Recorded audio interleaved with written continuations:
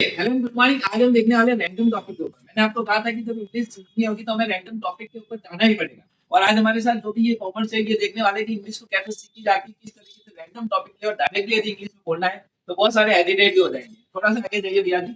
और मैं आपको दिखाता हूँ इन सभी के साथ कि मैं जब भी यदि किसी टॉपिक पे बात करूंगा तो काफी लोग ये सोचते हैं कि इंग्लिश को कैसे बोले या क्या करे या कितनी किताबें पढ़े। तो आपको इतनी की नहीं, कुछ भी नहीं पढ़ना है, ना किताबें पढ़ना है, कुछ भी नहीं करना। आप जो काम कर रहे हो उसको ही सीखते जाना है और कई सारे न्यू वर्ड्स आपको सीखने को मिलेंगे। जैसे यहाँ पे मैं बात करता हूँ अंकित जी से, तो यहाँ पे बिल्कुल भी नहीं बोलने वाले, क्योंकि आपको पता है कि हर बार हेजिटेशन रहता है, वो इनको बहुत ज्यादा रहता है। इंग्लिश में आपको भी रहता होगा और हमें भी रहता है।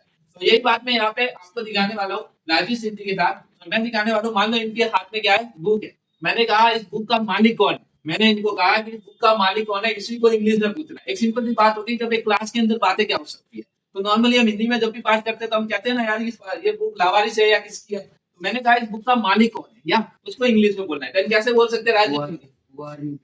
ये थोड़ा सा कैमरे की तरफ आगे बोलिए, थोड़ा सा आगे लाइए यार। या जोर से book honour.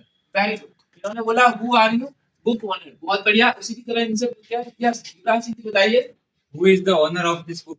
Okay, very nice, बहुत बढ़िया। तो मैं आपको बताऊं तो क्या आपने देखा कि इंग्लिश को किस तरीके से सीखा जाता है। तो कई सारे सेंटेंस निकल के आए, अलग अलग सेंटेंस निकल के आए। इन्होंने कहा कि हु आर बुक ऑनर, या इन्होंने क्या कहा, who is the owner of this book. या तो आप किसकी तरफ जाओगे, आप जाना who is the owner of this book.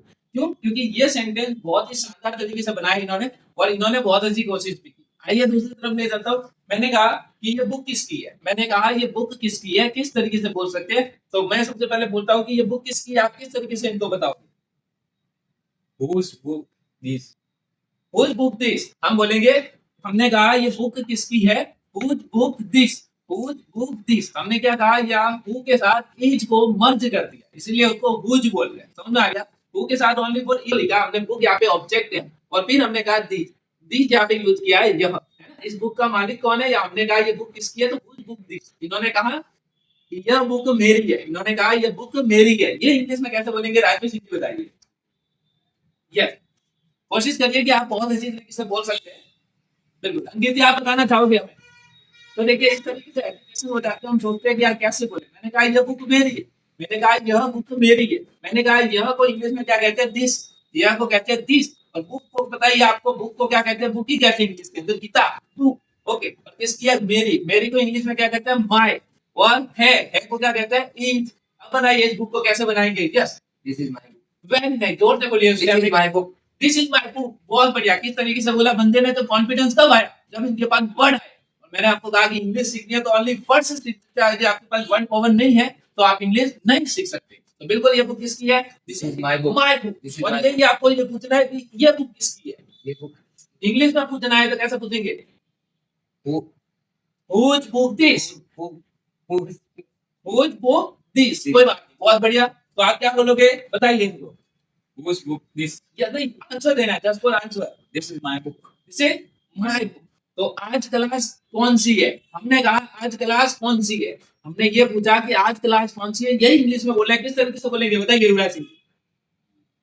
Which class today? Which class today? Which class today? हमने पूछा आज क्लास कौन सी है, which class today? इन्होंने कहा आज क्लास अंग्रेजी की है। आज क्लास अंग्रेजी की है। आज को इंग्लिश में क्या कहते हैं, टुडे। अंग्रेजी को क्या कहते हैं, इंग्लिश। यस। और उसके बाद क्या है, अंग्रेजी की है, इसका मतलब इज।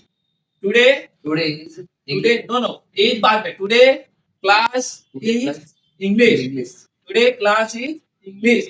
आई होप समझ में आया। Today class is English. इन्होंने पूछा, आप इस सेंटेंस को वापस से रिपीट करते हैं, बताइए ये क्लास किसकी है, इंग्लिश में बताइए इनको।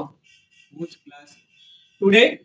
नहीं, मैंने कहा आज कौन सी क्लास है, सॉरी, आज क्लास कौन सी है। Which class today. Which class today. अब ये आंसर देंगे इंग्लिश के अंदर, बताइए आज क्लास कौन सी है। Today class is English. Okay, today class is English. Okay, बहुत बढ़िया रहा। अब बताइए, अब थोड़ी सी और अपन बातें कर सकते हैं यार। क्या तुम कॉपी लेकर आए हो, क्या तुम कॉपी लेकर आए हो। हमने कहा क्या तुम कॉपी लेकर आए हो, यही तो इंग्लिश में बोलना है। पता है ना, क्लास के अंदर ऐसे ही हम बातें करते हैं, उसी को हम इंग्लिश में बोल रहे हैं। क्या तुम कॉपी लेकर आए हो, युवराज सिंह जी बताना, क्या तुम कॉपी लेकर आए हो। Is you bring coffee?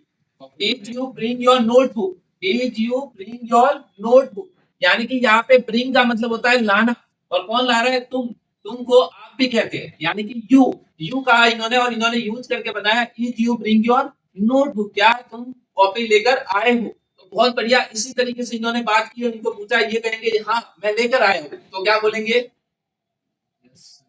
Yes I bring it, yes I bring it. बहुत बढ़िया, इस तरीके से एक छोटा सा कन्वर्सेशन मैंने आपको बताया एक क्लास के ऊपर, जिस तरीके से रैंडम टॉकिंग बताई, जिनको टॉपिक भी नहीं पता होता है, इस टॉपिक पे हम बात कर रहे हैं और काफी सारे वर्ड हम एजुकेशन के ले रहे थे और काफी इंग्लिश के अंदर इन्होंने बोला भी। तो thank you so much for connecting and thank you so much for watching.